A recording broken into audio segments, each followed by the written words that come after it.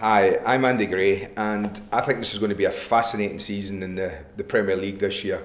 And for various reasons, I'm going to give you 10 players who I think have got big seasons ahead or have to prove something not only to themselves but to their fans. I think the young Welshman has tremendous potential. He played plenty of games last year, was even made captain of his country last year as well.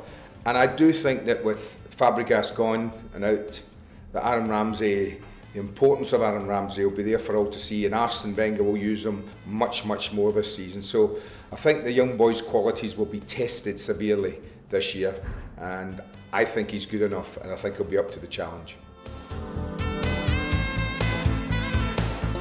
Chelsea haven't signed many this year, but the player I'm going to pinpoint for them, it's so important, is a player they signed last year, and that's a £50 million striker, Fernando Torres. What a summer he must have had, the lad. He must have been, not in turmoil, but he must have been sat there by his pool or on the beach thinking, have I lost it? Has it all gone?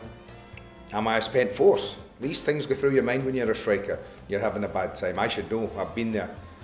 But I do think this guy has got talent, and I still think his team are learning how to play with him.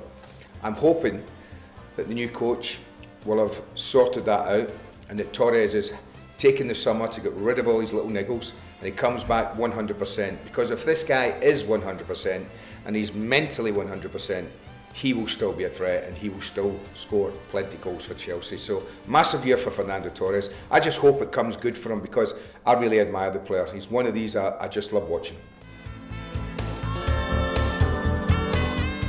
Liverpool have spent big since Kenny went there. 3 big signings in the summer, maybe more to come. 2 big signings in January. And it's one of those that I'm going to pinpoint, because, and it's not Andy Carroll, it's Luis Suarez. Because this is a difficult league, such a difficult league to come into if you've never played in it before. And the Dutch league, where they brought him from, isn't the best, it isn't the toughest league you're ever going to play in. And I was curious to see how he'd settle. I thought he did brilliantly. Settled great, creating goals, scoring goals. I thought Kenny must have been delighted with his purchase. He's had the summer, he's had a pre-season now, and I do think that if Liverpool are going to be potential title winners this year, then Luis Suarez and Andy Carroll combination has got to work. I think it'll work with Suarez. I think he's got genuine talent, genuine qualities, the perfect link player almost. Can play midfield, could play up front, but likes to play in between both, and he's a perfect player to do that with the abilities he has. Big year for him.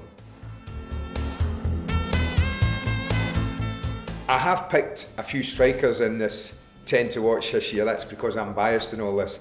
But I just love people who can score goals. It's the most difficult job in football to do. That's why they get paid an awful lot of money. That's why they command the biggest transfer fees, because it's difficult to do. And Manchester City have spent £38 million of the Sheikh's money in bringing in AGUERO from the Spanish league. Now, in La Liga, he was a threat, and he played well and he scored lots of goals. But I don't think there's a strength in depth in the Spanish La Liga that there is in the Premier League. And you'll find that going to teams 3rd, 4th, 5th bottom in Spain, he could maybe get goals. It wasn't that difficult. In this league, it's difficult. But he's a powerful player. I think physically he looks like he can take this league on. But it'll be interesting to see how quickly he settles. Will he be a Suarez, a Berbatov, who came in and immediately showed what great players they were, or will he take a year to settle? Will he be a Dzeko? And that must be in their minds at Manchester City. Edin Dzeko was great at Wolfsburg in Germany in the Bundesliga, but didn't really settle at Manchester City. They'll be hoping AGUERO can settle quickly this year. Well, Sir Alex has been busy this summer, and he's almost creating a new team, a new young breed of United player to be his next successful team, squad, whatever you want. And one of the players he's bought this summer, I know quite a bit about. I've watched him a lot. I live in the Midlands. I watched his old side a lot. I've watched him grow up, first at Watford, then at Aston Villa, and that's Ashley Young. Now, a lot of players, when they go to big clubs, mentally they don't get it. And United have got a history of people who were really good players in smaller clubs, went to their own club, went to United and never really hacked it. Gary Bittles will admit, for one, that he found it difficult. Our very own Alan Brazil found it difficult to go from Ipswich to Manchester United. So it's not easy, but this kid, I think, is made for United. I think he's one of those that walked through the doors at Old Trafford and went, this is my stage. I think it's a really shrewd signing from Sir Alex. It was an area of the pitch with Ryan Giggs now being 37, 38 years of age, and with Ji-Soon Park just being industrious, not really the most creative footballer, that I think they needed to strengthen. And plus, what he's done also is put pressure on Nani and Valencia to make sure they perform this year or they won't be in the side. So I think Ashley Young will be a massive success for Manchester United, and I really look forward to see him playing there. The next one is a young lad again who I have to confess I don't know a lot about. I know his reputation, it was in the lower leagues. Now it's really hard to come from the Championship and step up to the Premier League. If he does what Kevin Phillips did when he went to Sunderland from a lower league, wow, I tell you what, Sunderland will be happy again. That's what they're looking for. I'm talking about Sunderland and I'm talking about Connor Wickham. You know, Steve Bruce has spent big this summer. He's brought loads of players in, Wes Brown and John O'Shea's as well in there. Good experienced footballers. Craig Gardner from Birmingham City, Seb Larson, all these players that he's brought in, really good players. But the one I think where he's spent the money on, he's taken a chance. Everybody watched Connor Wickham. All the big boys looked at him and thought, maybe not yet. But Steve has put his money where his mouth is, and he's been backed by his chairman again, and they bought Connor Wickham in. So he's one to have a look at, see how he starts. If he gets a goal quickly, he might just have a great season, but don't be surprised if he has a little struggle at some time this year. Big pressure on the kid. Let's hope he can cope with it. Well, much has been written about this player over the summer. Will he stay? Will he go? I'm talking about Tottenham Hotspur, and I'm talking about Luka Modric. I have to confess that when he arrived, I thought he was too light and frail and fragile to actually play in the centre of midfield. And I know Harry used him on the left side of midfield an awful lot before Gareth Bale burst onto the scene. And as soon as he did, he had to find another position for Modric. And I thought he might play him off the front. But he hasn't. He said, you're playing the middle of midfield. And goodness me, has he surprised me. Great talent, much stronger than he looks. And huge ability to create goals and score goals. And you understand why Harry is so keen to keep Luka Modric. So whatever he is, if he goes to Chelsea, it's a massive season for him there. If he stays at Tottenham, it's an equally big season, because mentally I don't know how he's going to be. Is he going to start the season flat and disappointed that Chelsea didn't get him? Or will he say, no, I'm going to get stuck in for Tottenham again? I get the feeling, listening to what people say about his mentality, that even if he's still at Tottenham, he'll give it 100%. So I'm really looking forward to see this man play again this year. Another young player in this 10 to watch, and I think a pivotal season for him. One of my old clubs, Everton, I've got a bunch of young kids who are excellent footballers.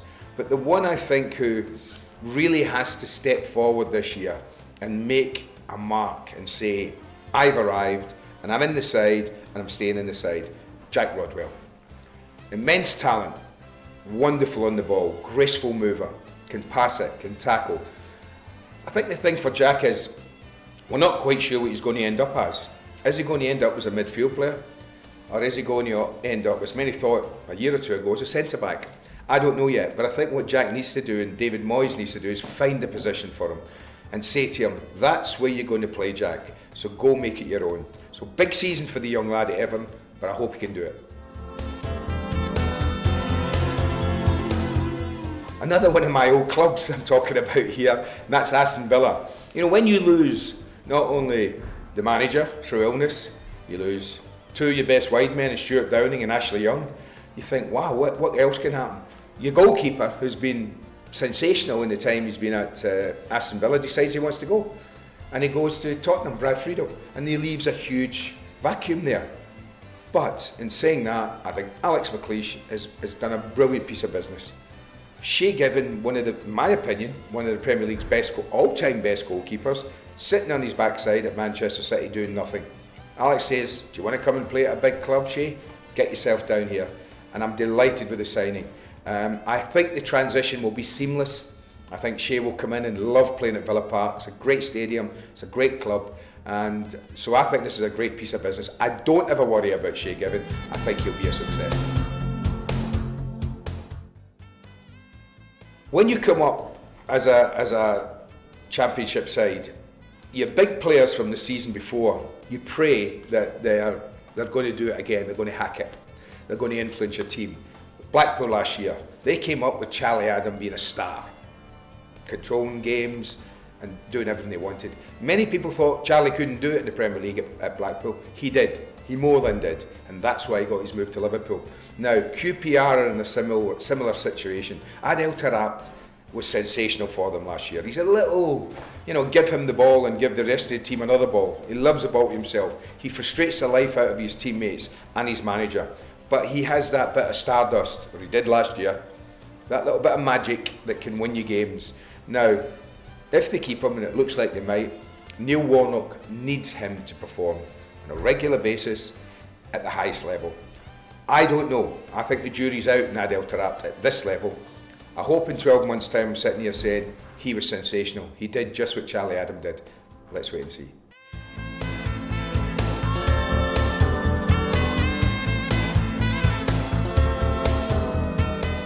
So that's my 10 to watch for various reasons, and they all have pressure on them to perform. The one thing we're certain of, that 12 months from now there'll be others who have come bursting out the scene and made themselves superstars, but I think that's a nice collective 10. It's a nice variation of a 10, and I think we'll all enjoy watching them.